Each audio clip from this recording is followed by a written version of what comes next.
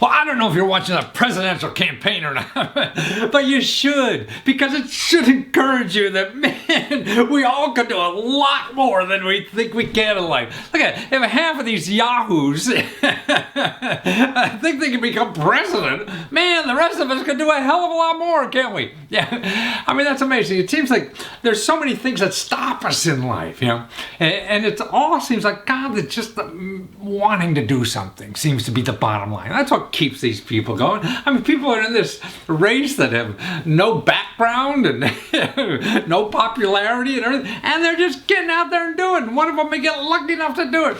And that seems to be the way things are. I mean, most of us, you know, at least me, maybe it's my Catholic background or something, the guilt I have, oh, I wasn't good enough, you know, and I didn't keep up to some criteria, you know, that other people put up, whether it's, you know, the Bible or church, your parents, or whatever. You think you have to be some god to do something special.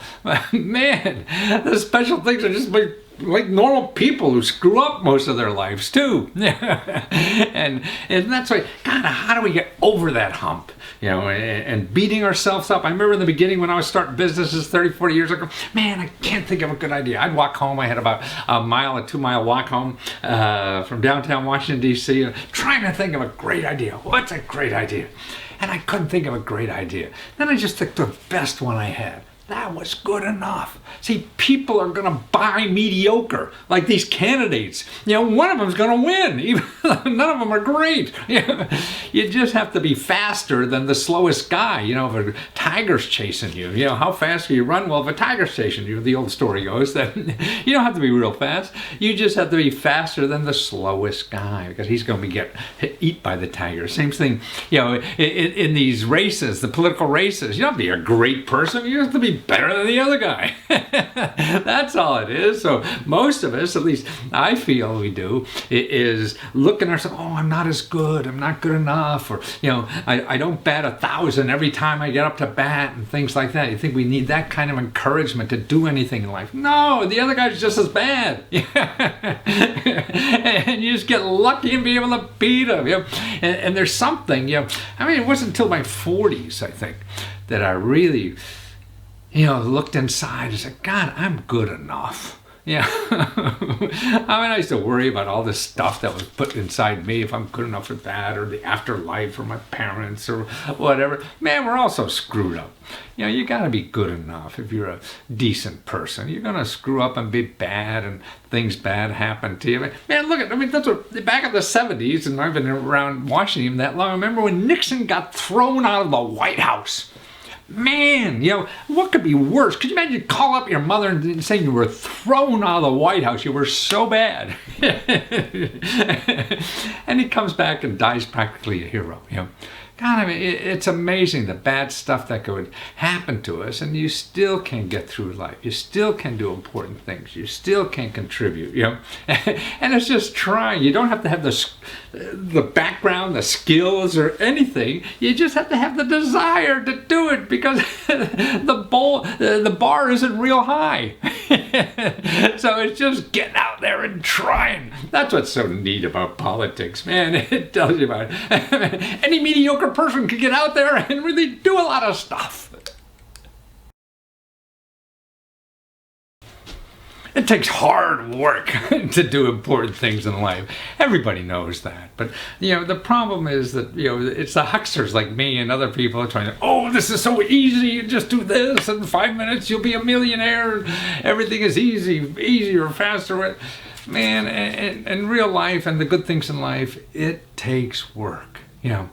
And it takes some kind of devotion to make it happen. And to me, that's the great thing in life. If you have something that you know you work hard at, then you feel more fulfilled if you're working hard. If you have something that you feel is important, then man, you can't wait to get up in the morning.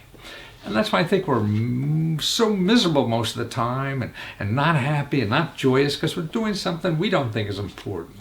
So if it's hard, it sounds even worse. Yeah, but if it's fun and you think it's important, then hard is okay. And that's the problem with the way we sell things in life, so we're using that same mentality to choose what we want to do in life. So don't choose the easy things. Find out what's important to you, so you could choose the hard things, because that's what you want to do. And you need that effort to get over the problems that occur. There's problems in everything you do. But if the stuff that you're doing is not important for you, then the problems are a pain in the butt. I mean, they're always a problem, but you don't mind working at it, if it's something that's important. It's the same with personal relationships. Somebody you're with, you feel that's important. You have problems with all kinds of personal relationships, but you'll stick through it if you feel it's important and figure it out. The same way with your professional life. And your creativity. It's finding things that are important to you, so you stay there and figure it out, no matter what it is. And that's why the hard things are the best. Man, that's what you want to find in life, is something that's hard. Because then if you like it, man, you're doing something important if you're sticking through the hard things. And that's the only way you develop, I feel, in this country, is by doing something hard. Just think, if you were playing football against a 5-year-old, you win, right? That's not development, big deal. But if you came up to somebody bigger than you, and started to figure out how to win, man, then you feel satisfied. So watch this interview. This guy talks about how he was looking for something to do, and he's working with hard, but man, he loves when it's hard. So watch this. Anton Hodgerov. Did I screw that up? Honcharov. But anyway, it doesn't matter. It's Strata Products. STRAGA Products. That's what we want people to know about, right? And you've been busting your butt doing these things for like 2 years, right? Almost 3 years, right? Well, there's a tough manufacturing phase. Let's put it. Gotta leave the thinking, dreaming, drawing and scratching everything about it. Pouring your heart out and going through 100 things that don't work and trying to figure everything out, right? And you finally got it going. And also, besides making, just beautiful cutting boards, you're making beautiful children too. You just had another child, huh? Thank you. Yes, I hope so. Yeah. Judging by what the people say, yes. So now you have beautiful children at home that want your attention. You have customers that want your attention. You have new ideas that want your attention to grow your business. Man, how do you keep all this together doing this stuff? Well, I would say step by step. At the beginning, when you starting a role, you kind of, oh my god, yeah, it's gonna happen tomorrow. Like, yeah, I gotta do this, it's gonna happen. No, it doesn't work that way. Right planning, step by step, making sure that the process flows in the right direction, and then eventually start happening. When you see it, when you actually when you're getting it to result that you wanted to, when you're achieving it, it's like, oh, really?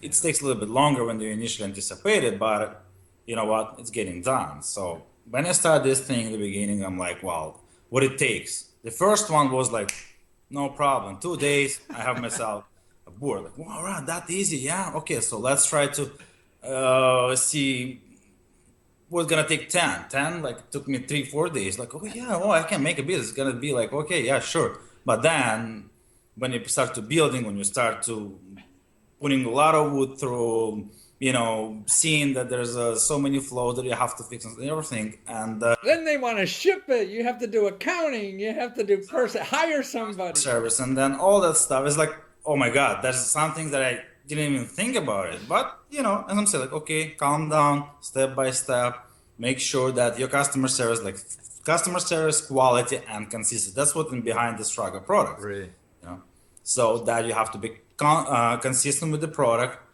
Top-notch quality, world-class quality service, and innovation. There's another thing that is in our slogan, that try to innovate the product, find a better way to make what you make, and in addition, see if there's something else you can make.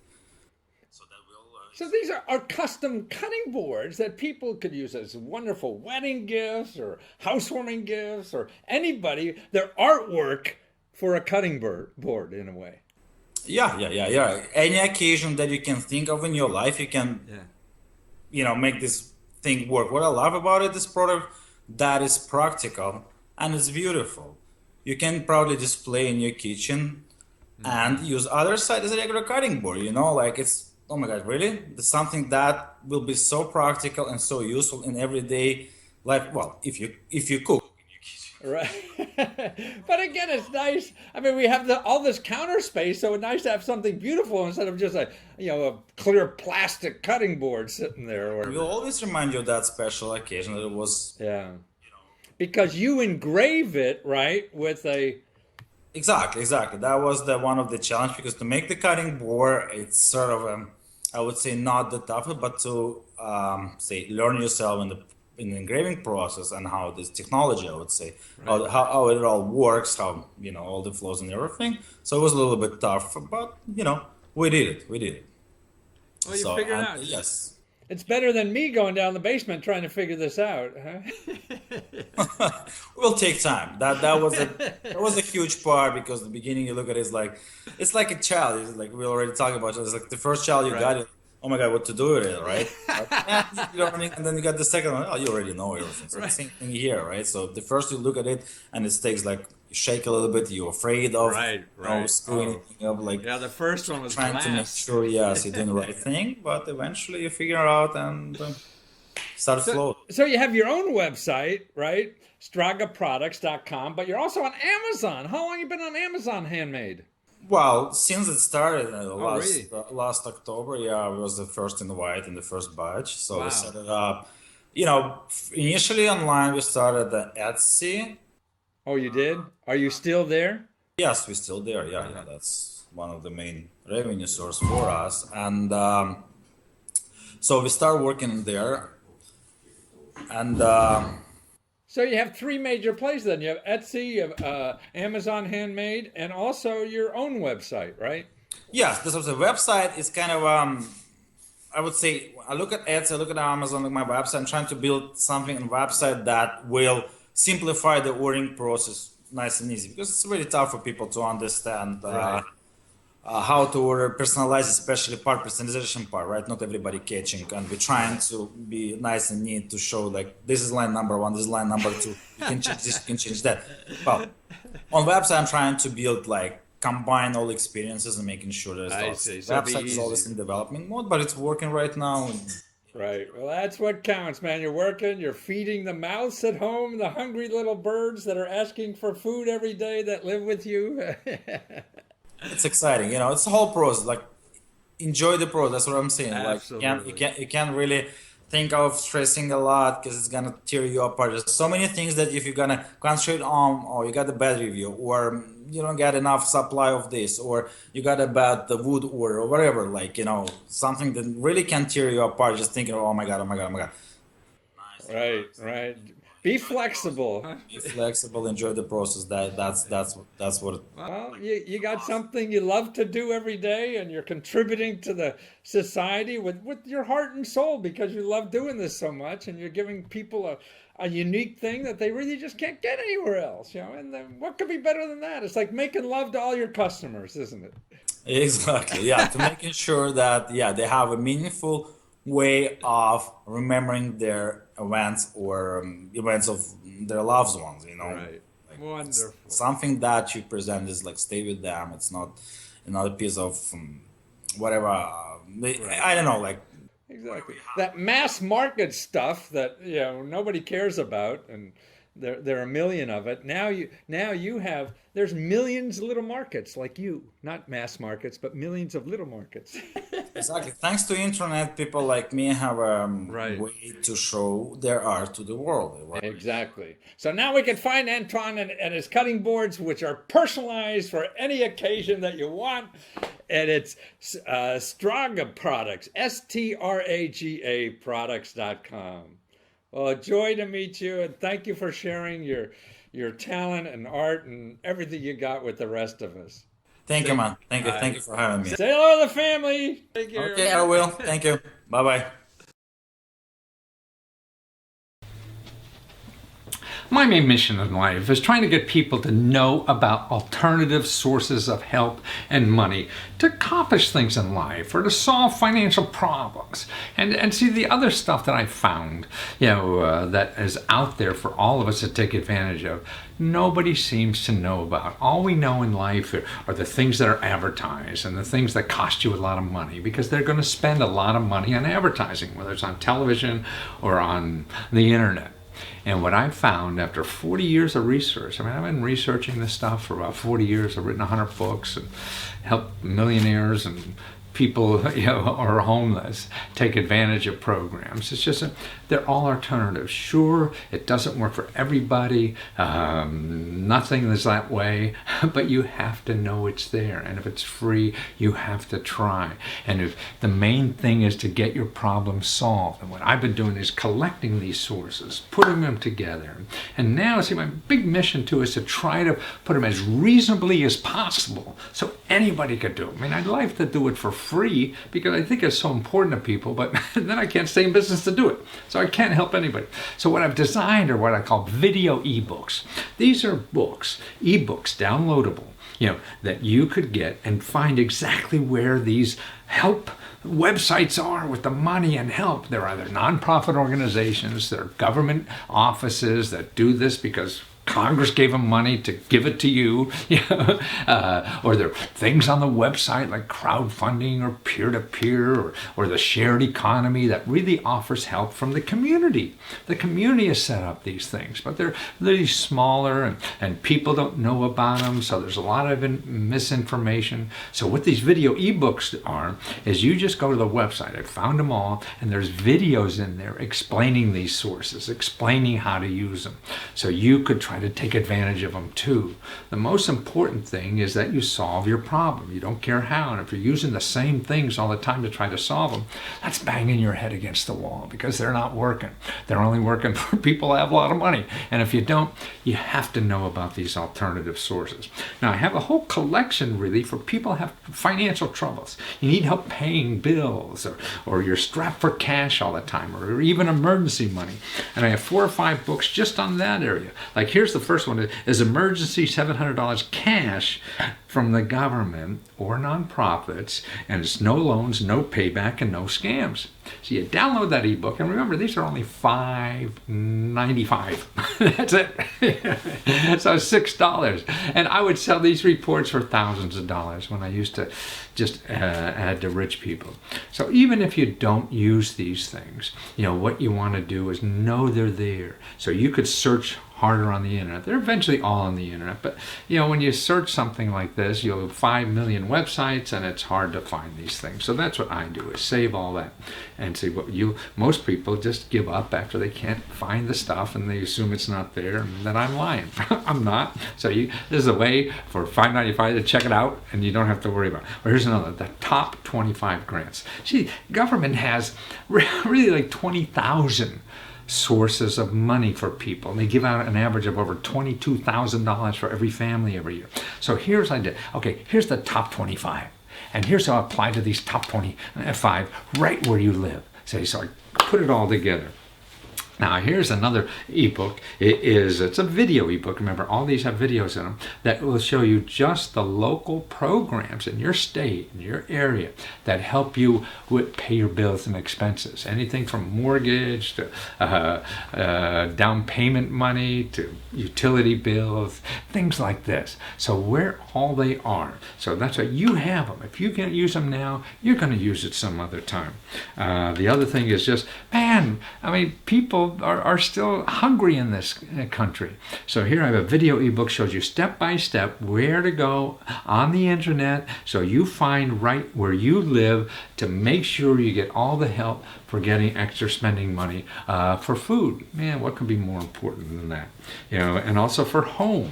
So anything to do about home. You want to buy a house, fix up a house, become a real estate investor. I do in this video ebook.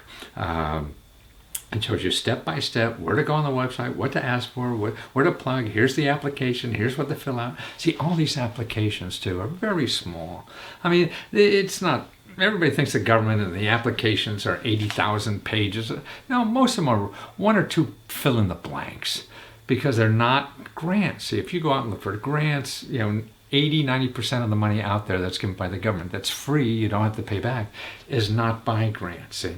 So that's another misnomer. So that's why I at least try. I mean, I hate to ask for money. I mean, if I didn't, I'd give it to you free. Look through all my videos. You'll see the free stuff there. At least if you don't, not interested in the video books, believe the stuff is there.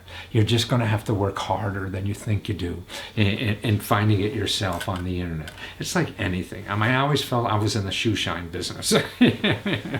People like shining their own shoes, and there are other people who'll give you $5 to shine them for you. And so that's it. We're all not good at everything, and so I do this for a living. I've done it for a living for 40 years, and I want to make sure I have nothing better to do in my life than find these sources that other people are not finding and make sure that you know about them too, because it'd be helpful as hell to you. Solve a problem. What could be better than that? Thanks for putting up with me. Okay, now here's an interview you gotta. Okay, now here's the interview you gotta see. And this young woman, I mean, it's sort of like a dream come true from the 50s. But she's not that old. But the 1950s. I mean, she grew up in a small town in the Midwest, went to school out there and everything. Wanted to go to New York because she was a graphic designer. She got there, and worked her way and worked hard up to the graphic design company and everything. And then it was just boring as hell. She hated it. You get your lifelong dream or whatever it is. And then, not so good after all. Because that's we're living on what people put on our heads and things like that, and not what's in our heart. So she didn't know what to do. And so she was playing around, and finally she said, well, then she tried to start freelancing. She went on the internet as a graphic designer, and tried to find customers or whatever, all with no money, just part-time, while she had her other job, start working. And then she was trying to find a niche because she was working for a lot of new businesses that were in the food-related business, and she loved food because she would cook all weekends anyway. She was doing. So then she used her graphic design talent to make little graphic things for the food industry, like towels for the kitchen with beautiful little cartoons on them of how to bake muffins or something. All this kind of stuff that came from her heart. And they start selling on the free storefront she puts up on the website. I mean, that's amazing. So now she's in the 21st century and not in 1950s. And that's what happens. I think most of us in this country are still living about, how work should be in 1950. We all went and worked for big corporations and things like that and sucked it up and because this is what everybody did, and put up with all the nonsense of commuting and big bureaucracies and not treated well and all that kind of stuff, and not even people using your talent. This is the problem to me, is that we're going to these big organizations and they're not getting the best of us. You're leaving the best on the floor and not even using it, So now you have an opportunity to take what's the best of you, and you don't have to give up that life and, by tomorrow morning and, venture out. No, you do it part-time. And actually the data that I've shown and mentioned other things that shows that people who start part-time and keep their day job as they're doing something on the side, are more successful than those who just jump in 100%. And I was those kind of guys. I thought you had to jump in 100%. But now, because I know you can't, it's not wise to jump in 100% because you don't know how things will work out. And you have to figure it out, and that takes time. Everything takes time, and we're so impatient in this society. We want things to happen by next Thursday. In the stories we engulf, see this guy went in his garage, and next week he became a millionaire. And stuff doesn't happen like that. I mean, it happens once in a while, and they're the people I would put in my infomercials. But it normally doesn't happen that way. You have to work hard at it and figure it out. But it doesn't take special expertise, training, or whatever. Like, she figured out all this. She went to business school or whatever, and figured out how to sell on the internet. She was just an artist, trying to do it. And now she has this business, and it's so flexible. She able to move. She got married, and her husband, I guess it is now, got a job in Washington. She just moved her whole business, which is just right here, and moved it to Washington to be with her husband and family or whatever. And that's why, that's why this new career opportunities create so many more opportunities for your lifestyle. I mean, see, these small businesses, okay, you're not going to make $5 million, but make a couple $100,000. That's a nice living. How much do you really need? It's stupid. How much crap do you need? You want, and particularly to have a chance at giving as much as you can. And that's why in large organizations it's hard. They're not using all of you at all. So here in a small organization that you do yourself, and see all the bullshit of running a business, so much of that is done by these platforms that just take your idea and they show you how to do the website, all this kind of stuff. And there's nothing much for you except do the product and figure out about more people knowing about your product. So the accounting, the legal, all this kind of stuff, that's really, push the button kind of stuff nowadays. And that's what used to scare off a lot of people. And actually, I'll even show you if there's more complicated things, there's free help. Man, you could go to, the government gives grants to people in every city in the world to help small businesses like that to get over any kind of problem. Legal, marketing, finance, or anything. That's what they're there for. So watch her.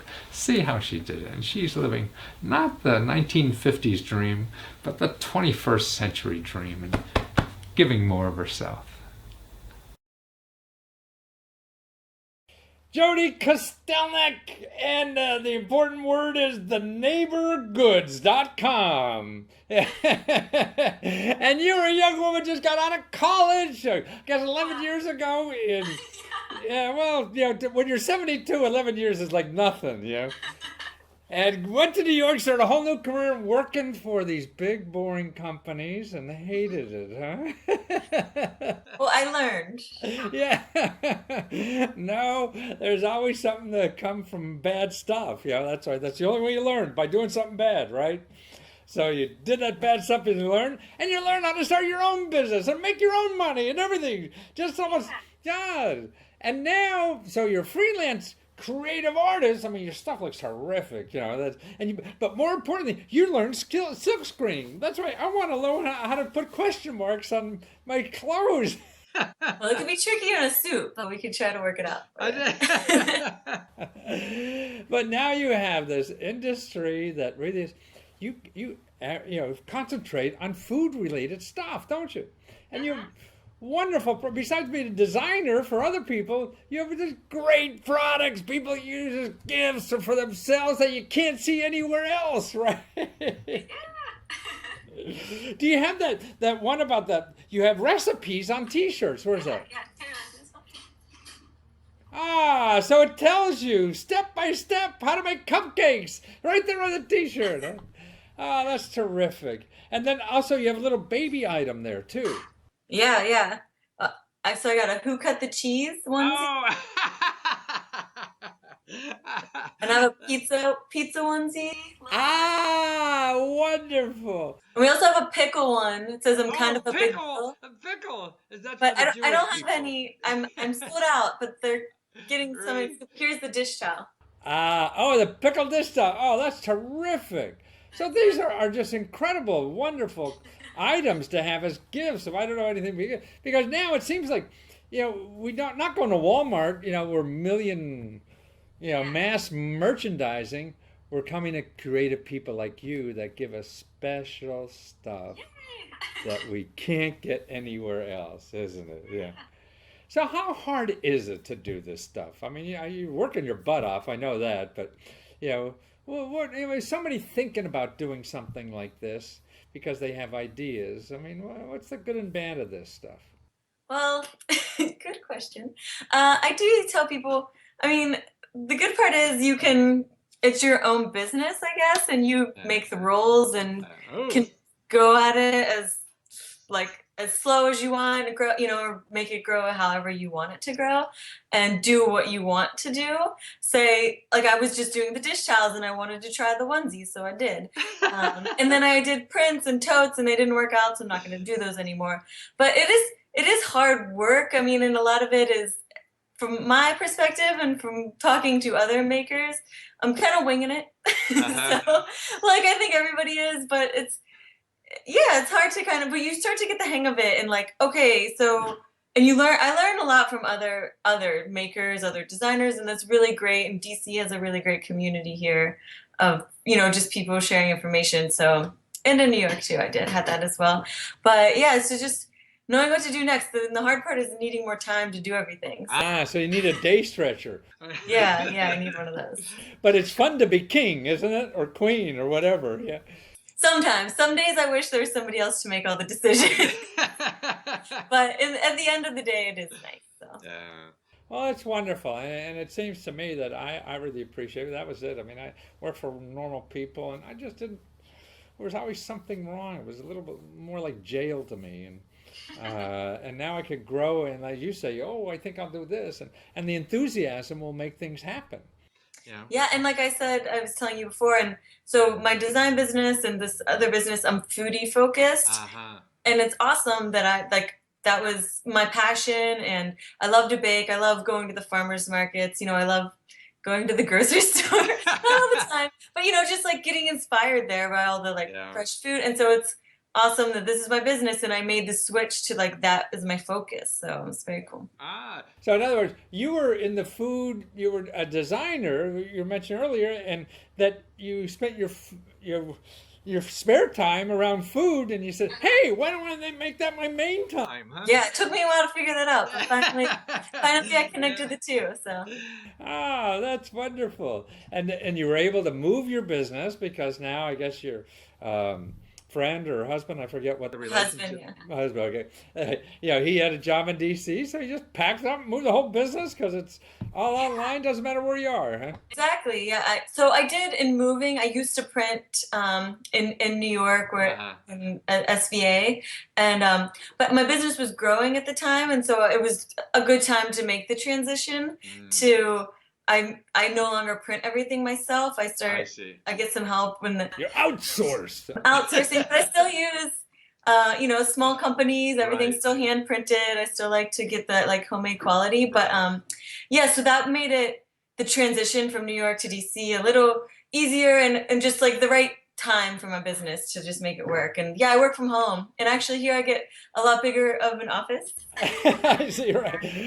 Yeah, it's a lot cheaper rent here than in DC than in Brooklyn, huh?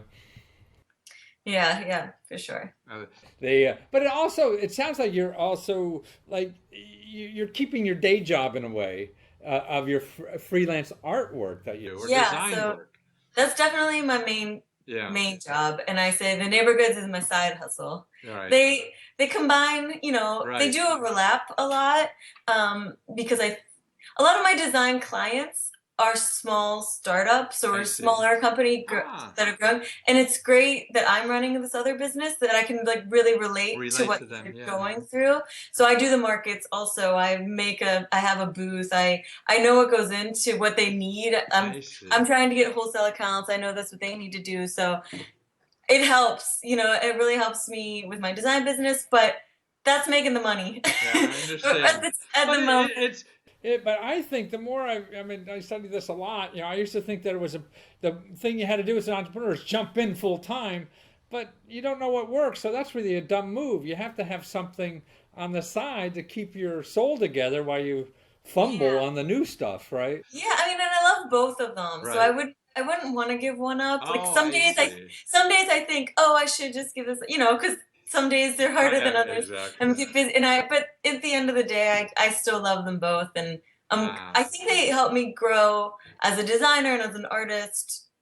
My artwork is getting better because I can do these things on my own, so it's great. Well, you like having a Okay, watch this next interview because you'll see how the world is changing. And the world is changing. A lot of people say it's changing for the bad. But no matter how, if it's good or bad, man, there's opportunities now in the world that there have never been before.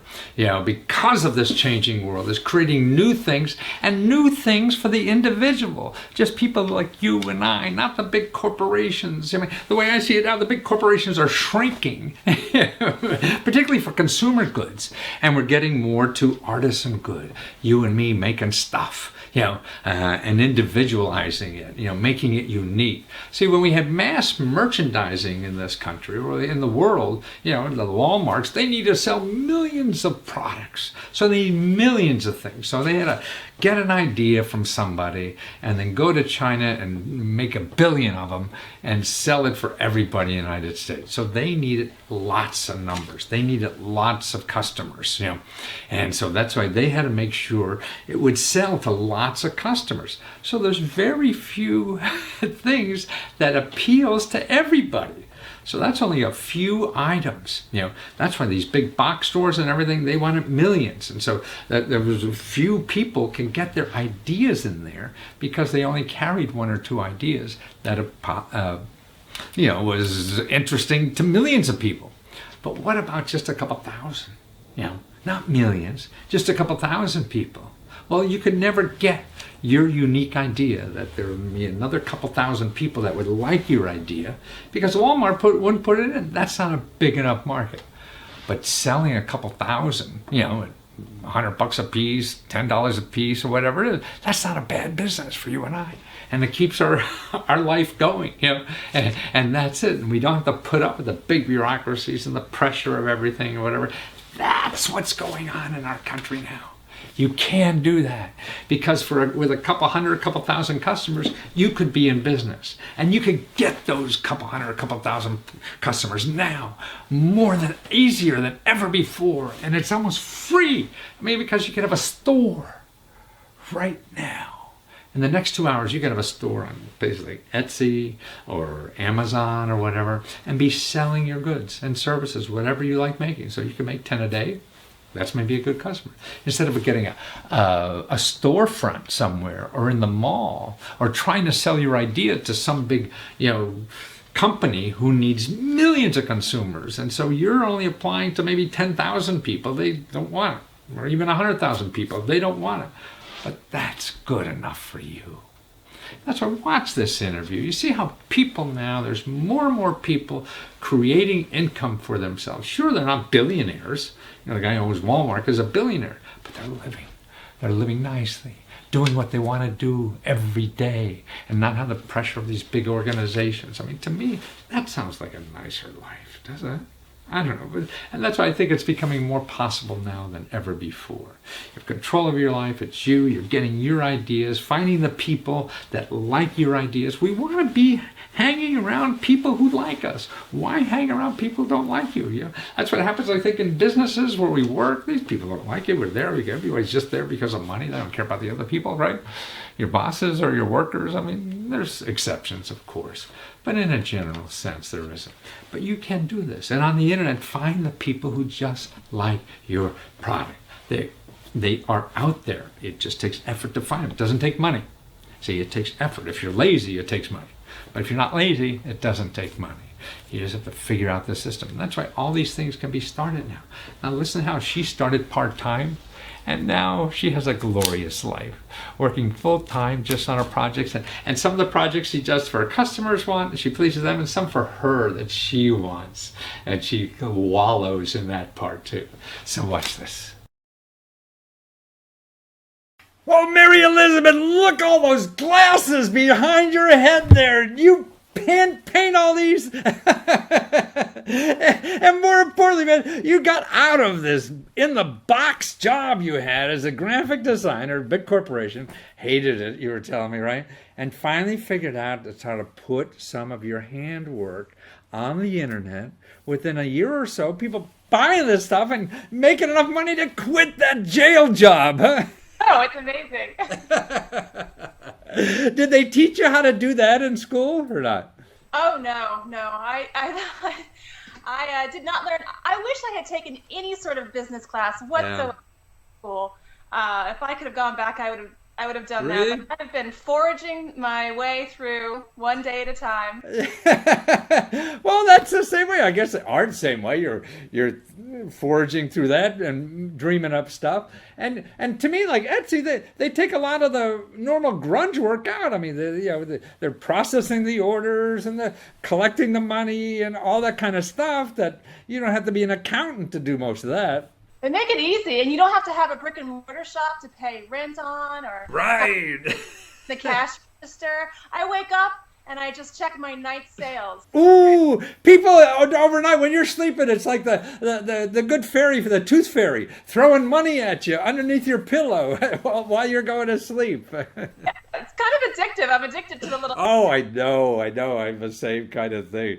Because it's not that you want a bigger castle or anything. It's just, it's God. The nicest thing in the world is people say they appreciate your work. I mean, in big organizations, you don't get that. Maybe once a year if you're lucky. Yeah, you'll get a peer review or something. Exactly. You don't know what you're doing, how good it is. I mean, and people throwing money at you, man, that's just like getting kisses or hugs or every minute of the day. I get cyber hugs from my customers. Right. So, and what could be better in life than that? And that's why. So you just take a little risk. You have nothing. You go back and get another lousy job if it doesn't work, right?